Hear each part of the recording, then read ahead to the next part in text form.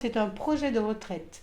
Je me suis dit, le jour où tu es à la retraite, ma grande, je ne suis pas grande, je dis, ma grande, toi tu es de double culture, donc c'est d'aider des gens qui ont besoin d'apprendre le français, puisque toi tu as ces capacités-là, que tu as eu, voilà, comme ça, je veux dire, voilà, donc puisque tu as toujours vécu en France, tu as eu cette scolarité, en faire bénéficier les autres.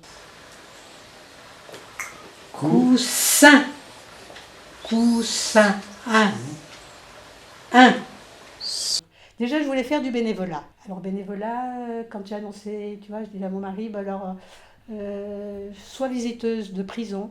Ça m'a effleuré, hein, non, je ne lui ai pas dit ça. Je lui ai dit visiteuse pour les enfants malades dans les hôpitaux.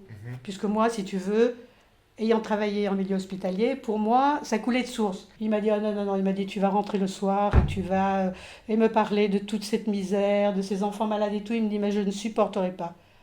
Et j'avais l'intention de lui dire ma deuxième option, visiteuse de prison. Là, je ne l'ai pas dit. C'est ma fille qui a trouvé l'illégalité. Je lui ai parlé de mon projet. Elle m'a dit, écoute, il y a eu Covid entre-temps, puis elle m'a dit, dès que j'entends, dès que j'apprends, parce qu'elle me dit, je vois bien ce que tu veux, toi. Elle me dit, dès que j'entends parler d'un local ou d'un collectif comme ça, elle me dit, et c'est elle qui m'a dit, ah, j'ai quelque chose pour toi. C'est l'illégalité. Poisson. Point final.